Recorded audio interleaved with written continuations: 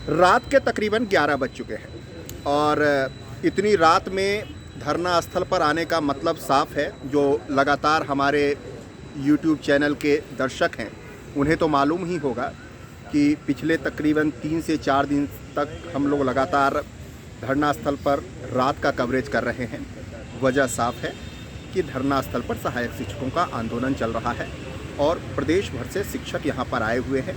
रात में यहीं रुकते हैं, यहीं सोते हैं, यहीं खाते हैं और खुले आसमान को इन्होंने अपना आशियाना बना लिया है।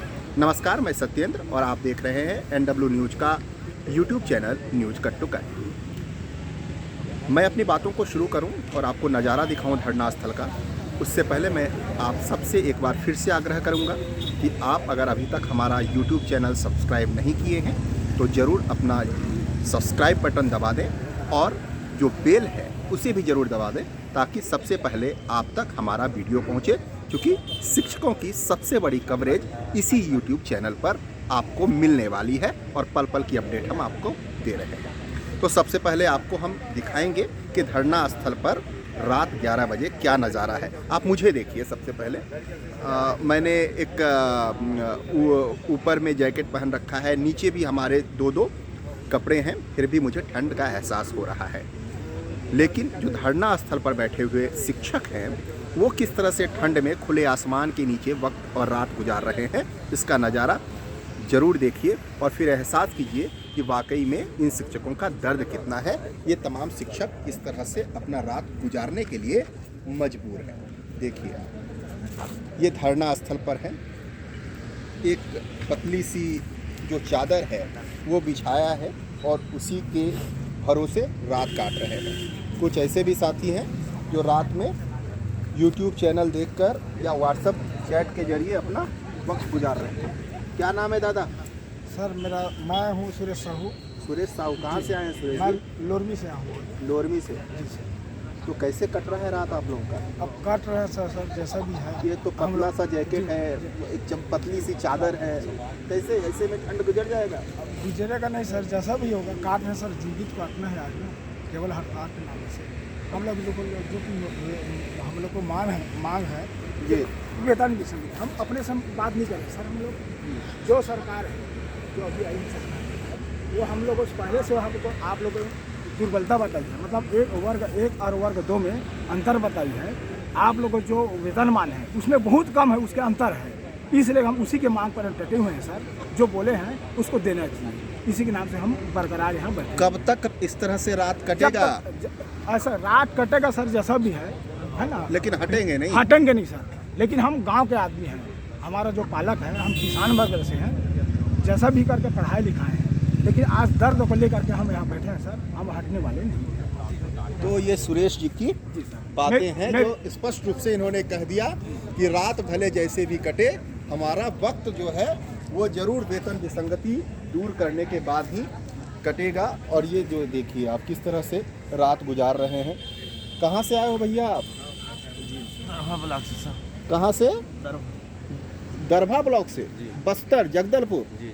अरे वाह वाह, बहुत दूर से आए हो। जी सर। कैसे कट रही है रात? ऐसे ही बस ऐसे ही कर रही है सर। कल भी यहीं पे सोए थे। कल भी यहीं पे सोए थे? अच्छा। ये मेरे साथी हैं दरभा से। सारे लोग दरभा से आए हैं।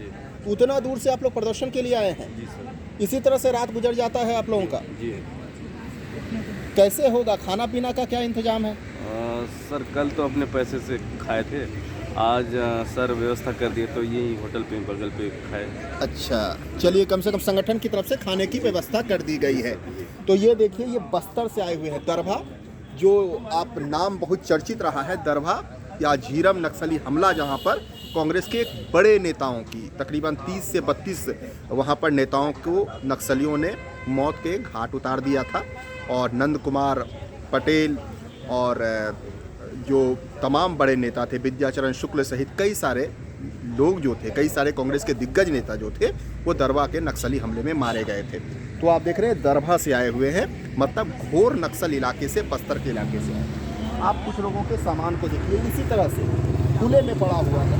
कुछ लोगों ने अपने बिस्तर को बिछा रखा है, कुछ लोग यहाँ पर अभी भी आएंगे और अपने रात को काटेंगे, रात को किसी तरह से गुजारेंगे। दिन तो कट जाता है, रात कटना बहुत ज़्यादा मुश्किल होते हैं। ये भाई साहब भी अभी जगे हुए थे, सो गए भैया क्या? कहाँ से आए हो भैया? आप भी दरभा से आए हो? जी, कब से चले हो घर से?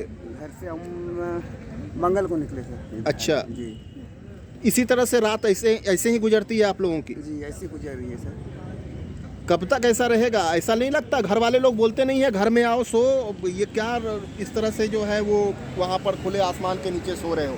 ठंड का मौसम है इतना ज़्यादा। घर वाले हम लोग कान लेके आए सर कि अपना मांग पूरा हो जाए तभी जाएंगे, हम लोग आए सर, इसलिए घर वाले को बताता है हम लोग। अच्छा, जी, घर वाले लोग पूछते नहीं है कैसे सो रहे हो, कैसे खा रहे हो? वो पूछ रहे हैं सर, हम ऐसे बता रहे हैं, सो रहे हैं, जैसा तैसा गुजार रहे हैं, ऐसे टाइप। कब तक रहेंगे इस तरह से? जब तक हमारा मांग पूरा हो तब तक हम ऐसे से। कौन से स्कूल में है आप पोस्टेड? मैं पकनार जोड़िया पदर में। मतलब वो नक्सली इलाका है पूरा क्या? जी जी उसके बावजूद मतलब वो उसके में नक्सल इलाका होने के बावजूद बच्चे लोगों को पढ़ाते हैं, जी तो बच्चे लोगों का पढ़ाई का तो नुकसान हो रहा होगा गुरुजी। जी जी जी हो रहा है सर। क्या अपना भी ये मांग पूरा हो जाए तो हम भी जल्दी जाके बच्चे का भविष्य को बेहतर करेंगे। चलिए, ये अच्छी बातें हैं। और एक भाई साहब सोने की कोशिश कर रहे हैं, तो हम उनसे पहले पूछ लेते हैं। भैया कहाँ से आए हो आप? मैं सुकमा कोंटस। सुकमा बस्तर से बहुत सारे शिक्षक यहाँ पर आए हुए हैं। मतलब आप समझ सकते हैं कि बस्तर के लोग तकरीबन 300-400 किलोमीटर का सफ़र तय करके यहाँ पर आए। 400-450 किलोमीटर का सफ़र है। क्या नाम है आपका? कृष्णा राव पुजारी। हाँ। कौन से स्कूल में हो आप वहाँ? प्राथमिक शाला कासरगुड़ा। अच्छा, प्राथमिक शाला कासरगुड़ा। अच्छा, तो नक्सली इलाका है, जी, तो डर नहीं लगता गुरुजी को वहाँ पे? उससे क्या डर है? अपन जहाँ जाना है हमको, वहाँ तो ज्ञान ही देना है हमको, क्या करना है? सही हमारे बात। पास ना हथियार है ना कुछ नहीं, हमारे पास पेन है, बस कलम जी। है, बस दिमाग है। चलिए, अच्छी बात। किस तरह से आप लोगों का रात कट रहा है? ऐसे ही? अब क्या करना है, आपको आग की लड़ाई के लड़ने है तो उसके लिए तो आपको जलना ही पड़ेगा, ठंड हो बरसात हो गया कुछ भी। इसी तरह से चादर, एक पतली सी चादर है, ये जैकेट है, इसी तरह से सोकर काट देते हो। जी, खाने पीने का इंतजाम आपने कुछ देखा है? आज तो हमारे समिति के उन लोग किए थे, आज संगठन के लोगों ने कर दिया था, इधर से घूम घाम के खाना खा ले रहे। तो ये भी एक संगठन के जो हड़ताली शिक्षक हैं उनका भी एक दर्द है। बगल में गाय बैठी है, बगल में शिक्षक सोए, ये हाल है, ये विडंबना है। देखिए, रात का वक्त, बगल में गौ माता, बगल में शिक्षक, किस तरह से रात गुजर रही है और किस तरह से लोग यहाँ पर अपना वक्त गुजार रहे हैं। आपको एक दूर का नज़ारा दिखा रहे हैं।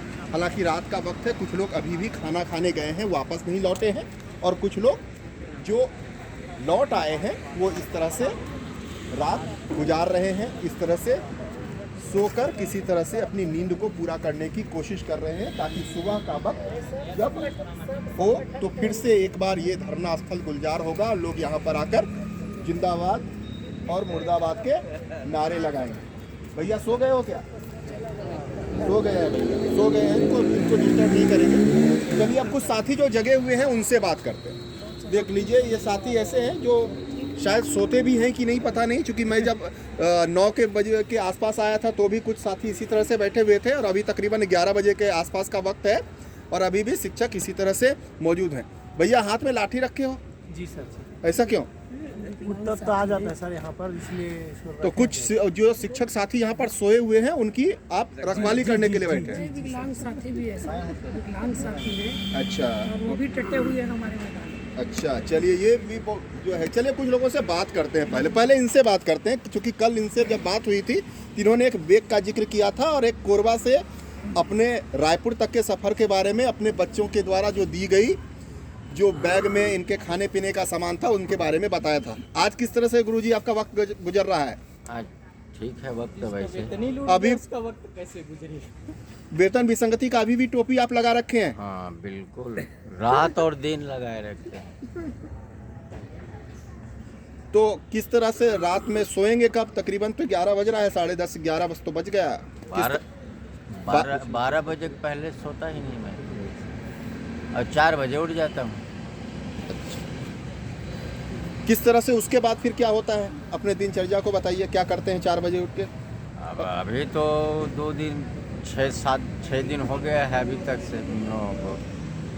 अब दिनचर्या यही है, हड़ताल ऊपर हड़ताल चल रहा है। सरकार का तो कोई अता पता नहीं है किधर कैसे है, कहाँ है।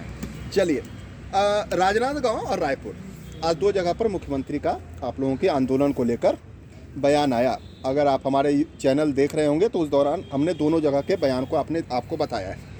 ये बताइए कि मुख्यमंत्री का आज का बयान क्या कुछ आप लोगों को मजबूती, कुछ लोगों को आप लोगों को धीरज या कुछ आत्मबल दे रहा है? क्या लग रहा है कि मुख्यमंत्री तक आपकी बातें पहुंच रही है? क्या था बताएंगे कैसे? क्या लग रहा है आपको? क्या जैसा कि मुझे विदित है, माननीय मुख्यमंत्री द्वारा जो बयान दिया गया है हमारे वेतन विसंगति के संदर्भ में, आपको बताना चाहूँगा कि माननीय मुख्यमंत्री जी ने ये कहा कि अगर केंद्र सरकार हमें 20 करोड़ जो हमारा बकाया है अगर वो दे देते हैं तो मैं निश्चित रूप से अपने सहायक शिक्षकों की वेतन विसंगति दूर कर दूँ। तो मैं माननीय मुख्यमंत्री जी, मैं इस मंच से आपसे ये पूछना चाहता हूँ, अभी कुछ दिन पहले हमारी जब डेलीगेशन की टीम आपसे बात करने गई थी तो उस डेलीगेशन की टीम से आपने आश्वस्त कराया था कि आपकी वेतन विसंगति को हम दूर करने के लिए हम एक अंतर विभागीय कमेटी का गठन करते हैं। तो मैं माननीय मुख्यमंत्री जी से पूछता हूँ, क्या आपने केंद्र सरकार को पूछकर अंतर विभागीय कमेटी का गठन किया था? उस समय ये आपने स्वस्फूर्त निर्णय लिया था कि ये अंतर विभागीय कमेटी आपकी वेतन विसंगति दूर करेगी। तो आपने 90 दिन का जो समय मांगा था उस 90 दिन की अवधि पूरी हो चुकी है और आपको उस बताए हुए अवधि के अनुसार 5 दिसंबर को आपको रिपोर्ट सार्वजनिक कर देना था और वेतन विसंगति की मांग को पूरा करना था। लेकिन अभी आपने जो बयान दिया है निश्चित रूप से ये हमारे लिए अत्यंत चिंतनीय विषय है, क्योंकि चूंकि मांग हम आपसे कर रहे हैं, देना आपको है, तो इसमें केंद्र सरकार से पूछने वाली कोई बात ही नहीं। ये बताइए कि जो आप लोगों का आंदोलन चल रहा है, मैं पहले दिन से आपके आंदोलन का गवाह रहा हूं। आप लोगों के को जन समर्थन और शिक्षकों का समर्थन भरपूर मिला है। आंदोलन को लेकर जो सरकार की सख्ती है, उसके बाद कुछ जगहों से ये खबरें आई, कुछ जगहों पर सोशल मीडिया पर पत्र वायरल हुआ कि जो शिक्षक हैं, सहायक शिक्षक हैं, वो अपने स्कूलों में लौट रहे हैं। सबसे पहले तो ये बातें बताइए कि क्या वाकई में ये बातें सही है, और अगर नहीं सही है तो क्या आपके इस आंदोलन में जो सख्ती अब सरकार की तरफ से हो रही है उससे क्या शिक्षक साथी जो है वो स्कूलों में लौटेंगे, क्या डरेंगे, या फिर आप लोग दोगुनी उत्साह के साथ फिर से आंदोलन में डटे रहेंगे? तो सर मैं बताना चाहूँगा कि हम लोग दोगुनी रफ्तार के साथ फिर से आंदोलन में डटेंगे, क्योंकि आंदोलन का रास्ता तो आखिरी रास्ता होता है ना, पहले तो वार्ता होती है, तो वार्ताओं का तो सब दौर गुजर चुका है। माननीय मुख्यमंत्री जी ने स्वयं अपने संज्ञान में कमेटी का गठन कर चुके हैं और उनको एक निश्चित समय दे चुके हैं। तो जब मुख्यमंत्री की बात को उनकी बनाई हुई कमेटी नहीं मान रही है तो हम उम्मीद किससे करें? अब हमारा सीधा कहना है माननीय मुख्यमंत्री जी बात करें और डायरेक्ट बात करें, क्योंकि शिक्षा मंत्री और उनके द्वारा बनाई गई कमेटी का जो रुख है वो विश्वसनीय है। आप ये बताइए, आपके बगल में मैं तो लगभग हर दिन आता हूँ और दोनों वक्त आता हूँ, सुबह के वक्त में भी आता हूँ और शाम के वक्त भी आता हूँ। आपके बगल में मैं देख रहा था कि आंगनवाड़ी कार्यकर्ताओं की बहुत ज़्यादा भीड़ थी। आज उन्होंने अपना आंदोलन वापस ले लिया है, उन्हें भी 3 महीने का आश्वासन मिला है। आप क्या लगता है कि अगर आश्वासन का अगर दौर चला या आश्वासन की अगर बातें हुई तो आप लोग अपने आंदोलन से हटेंगे, या फिर मान कर चले हैं कि नहीं इस बार तो मांगे जब तक मानी नहीं जाएगी तब तक लौटेंगे? सर मैं आपको बताना चाहूँगा, आंगनबाड़ी वालों ने अपना आंदोलन 3 महीने की उनके लिए कमेटी बनाई गई है, उसमें उन्होंने आश्वासन पे अपना मांग वापस लिया है। हमको तो आश्वासन मिल चुका है और हमने 3 महीने का वक्त गुजार भी चुका है, जिसकी 4 तारीख को मियाद भी पूरी हो चुकी है। और उसकी मियाद पूरी होने के बाद भी अगर कोई रिजल्ट ना आया उसके बाद हम लोगों ने आंदोलन का रास्ता अपनाया। और रहा बात आपने कहा कार्रवाई की बात, तो सर आंदोलन में आने वाले एक एक व्यक्ति को पता है कि अगर हम आंदोलन में जाएंगे तो सरकार किन किन नीति और अपने हथकंडे अपनाएगी, और उसको जानते समझते हुए भी उन्होंने अगर आंदोलन में कूदा है तो कुछ सोच समझ के कूदा है। और वापसी की आप बात करते हैं तो कल से आवेदन और हड़ताल में आने लग गए हैं हमारे वर्ग 2 और वर्ग 1 के साथी भी। कुछ दिनों बाद आपको पूर्ण तालाबंदी करते हुए आप इस पंडाल पे नजर आएंगे। देखिए, 1-2 बातें जो मैं स्पष्ट रूप से कहना चाहूँगा कि कल साले शिक्षक संघ, हालांकि मैं आप लोग इतना ज़्यादा इत्तेफाक रखेंगे मुझे नहीं पता, उन्होंने अभी आप लोगों की मांगों के समर्थन में अपना 1 दिवसीय स्कूल बंद करने का ऐलान किया है और वो लोग भी आपको सपोर्ट कर रहे हैं। सर्व शिक्षक संघ विवेक दुबे कल खुद आप लोगों के मंच पर आएंगे। उन्होंने निशर्त रूप से आप लोगों को समर्थन देने की बात कही है और मंच पर आकर वो आप लोगों को, ये पहला ऐसा संगठन होगा जो प्रत्यक्ष रूप से आ रहा है। तो ऐसा तो ये तो आप लोगों को तय मान लेना चाहिए कि आप लोगों के जो आंदोलन है उनको सपोर्ट मिल रहा है, उनको समर्थन मिल रहा है। तो जो शिक्षकों को जो समर्थन मिल रहा है उसने कितना मजबूत किया है आप लोगों के आंदोलन को? सर मैं बताना चाहता हूं कि वीरेंद्र दुबे जी का हमारे इसमें पंडाल में आएंगे करके समर्थन दे रहे हैं, ये बहुत काबिली तारीफ़ है। और उनके संगठन के द्वारा भी बहुतायत मात्रा में हमको साथ देंगे कल। और यही चाहते हैं कि कल के डेट में हमारे सभी साथी, हर वर्ग के साथी यहाँ पर उपस्थित होंगे, ये ऐसा उम्मीद है मेरी। एक बात तो साफ है, जो फेडरेशन ने पहले कहा था कि हमें निशर्त रूप से समर्थन चाहिए। उनका बैनर, उनका पोस्टर, उनकी मांगे, उनके ज्ञापन का कोई वास्ता नहीं है। अगर आप सहायक शिक्षक के मंच पर आ रहे हैं तो सिर्फ सहायक शिक्षक की बात करें। और अब जिस तरह से इन्होंने अपना रुख तैयार किया था उसके बाद कई सारे शिक्षक संगठनों ने इन्हीं की शर्त के अनुरूप अब समर्थन देने का फैसला किया है। मतलब साफ है कि इन्होंने अपनी ताकत का एहसास तो करा दिया है। लेकिन कुछ ऐसे भी शिक्षक साथी हैं जो उनसे बात करते हैं। आप कहाँ से आए हैं? हम लोग मुंगेली जिला से, विकासखंड लोरमी से हैं। विकासखंड लोरमी से और कई भी सारे साथी। तो आप लोग इतने घर से दूर हैं तो घर वाले लोग चिंता नहीं करते? ठंड के मौसम में कहाँ पड़े हुए आप, खाली टी शर्ट में हो? बताओ, हम लोग दो स्वेटर पहनकर भी ठंड महसूस कर रहे हैं। लड़ाई लड़ना है सर तो चिंता थोड़े करेंगे, अब चिंता कर भी रहे हैं तो उन्हीं के लिए हम लोग आए हैं। यहाँ हमारा आना एक मजबूरी भी है और जहाँ लोगों की मजबूरी होती है वहाँ खींच लाती है। आप कहाँ से आए हैं सर? सर मैं मस्तूरी से आया। मस्तूरी से आए हैं। तो कैसे चल रहा है गुरुजी? स्कूल तो बंद हो गया है। हाँ सर, तो फिर कैसे? जब तक मांग पूरी नहीं होगी सर नहीं जाएंगे, लेकर जाएंगे। मांग लेके पूरी होगी तो जाएंगे? तो जाएंगे, बिना ले नहीं जाएंगे। तो रात कैसे गुजर रहा है आपका? मच्छर काटेगा वो तो चलेगा, चलाना पड़ेगा। खाना पीना वो भी चलेगा, जैसे समय आएगा वैसा गुजारा करते हैं। और लेकर जाना ही है, बिना लिए नहीं जाएंगे। आप कहाँ से आए हो? जसपुर पत्थलगांव। जसपुर पत्थलगांव, झारखंड की और छत्तीसगढ़ की सीमा से। तो कब से आए हुए हैं आप यहाँ पे? 11 तारीख से। मतलब आपको 6 दिन हो चुके हैं। तो कैसे गुजरता है आपका वक्त पूरा? एक तो यहाँ आने का जज्बा मैंने लेके आया है घर से, चाहे जो भी हो, आर या पार हो। मैंने घर जैसे वापस आएंगे तो जीत के ही आएंगे, अगर हार जाते हैं तो उधर ही रह जाएंगे। अब बच्चों को यही वचन दे के आएंगे कि जब भी आऊँगा बेटा मैं जीत के ही आऊँगा। और मान लीजिए मैं समय से नहीं पहुँचता हूँ तो अब सर्वे सर्वा वंशज को बढ़ाने के लिए तैयार रहना। मैं वो बच्चे को वचन दे करके आया हूँ, आगे ऊपर वाले की जैसी इच्छा है। तो ये भी एक हौसला है और ये हौसला न सिर्फ काबिले तारीफ़ है बल्कि अन्य साथियों के लिए काफ़ी ज़्यादा प्रेरक भी है। एक साथी छूट गए थे, मैं इनसे बात करता हूँ। आप ये बताइए कि कुछ निराशा होती है क्या? मान लीजिए 6 दिन 7 दिन का वक्त गुजर चुका है और 6 दिन 7 दिन के बाद अगर कोई बहुत ज़्यादा अच्छा परिणाम आप लोगों के सामने ना आए तो कुछ हौसला टूटता है क्या? आप लोगों के मन में क्या चल रहा है? आप लोगों का दिल क्या कहता है? इस बारे में कुछ बताइए। हमारी मांगे सर जब तक कि पूरी नहीं हो जाती तब तक कि हम यहाँ डटे रहेंगे, चाहे दिन कितना ही हो। नहीं, ये तो बातें हैं जो आप लोग कह रहे हैं, मंच से भी कह रहे हैं, मैं उनकी बातों पर नहीं जा रहा। आप लोगों के दिल से भी, हर किसी की जुबान से आवाज़ निकलती है कि लेकिन दिल की भी एक आवाज़ होती है। वो क्या कहता है? आप लोगों का वो बातें क्या कह रही है? जो अंदर की आवाज़ है वो क्या बता रही है? दिल तो कहता है सर कि हम अपने बच्चों के साथ बहुत ही विश्वासघात कर रहे हैं, लेकिन क्या करें, शासन हमें मजबूर कर दिया है सड़क पर उतरने के लिए, इसलिए हम लोग सड़क पर उतरे हैं सर। और मांगों को लेकर किस तरह से मजबूत हैं? मांगों को बिना लिए हम तो वापस नहीं जाएंगे सर। ठान लिए हैं हम, बिना वापस लिए मांग को कभी नहीं जाएंगे। तो ये शिक्षकों की बातें हैं और रात का वक्त है। मैं आपको जैसा अपने बातों की शुरुआत में भी बताया कि 2 स्वेटर पहनने के बाद भी मुझे ठंड महसूस हो रहा है। और विडंबना देखिए कि जिन शिक्षकों को सुबह के वक्त में स्कूलों में होना चाहिए, रात के वक्त अपने घर में अपने परिवार के साथ होना चाहिए, वो इस तरह से दिन का वक्त जो है वो इसी धरना स्थल पर गुजारते हैं जिंदाबाद मुर्दाबाद के नारों के बीच, और रात के वक्त इसी खुले आसमान के नीचे सो जाते हैं। ये विडंबना है।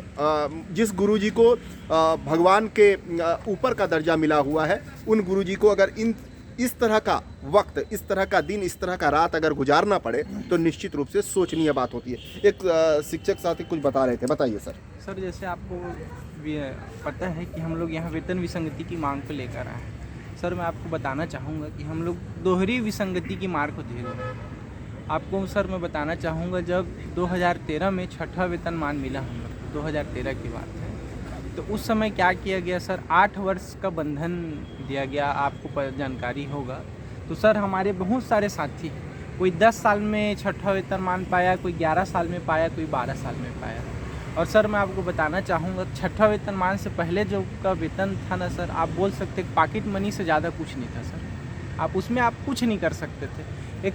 10,000 आज की महंगाई के दौर पे होता है क्या है आप बताइए, जो 10,000 का एक वेतन मिलता था।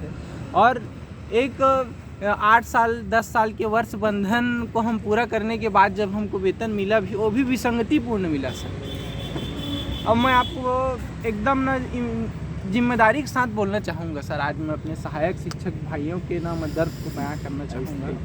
70 से 80% का लोन है सर, और लोन भी कोई अपने लग्जरी लाइफ को पूरा करने के लिए कोई नहीं, कोई बच्चे की इलाज के लिए लोन ले रहा है, कोई अपने बेटे की पढ़ाई के लिए ले रहा है, कोई अपनी बेटी की शादी के लिए ले रहा है। आप उनकी स्थिति को जाके देखिएगा सर, जब लोन कटने के बाद पैसा आता है ना सर, तो आप जाके देखिएगा उस 10,000 12,000 में 30,000 वेतन के बाद 15,000 जब आपका लोन कट गया, आप 15,000 में अपना घर को चला के खा दीजिए।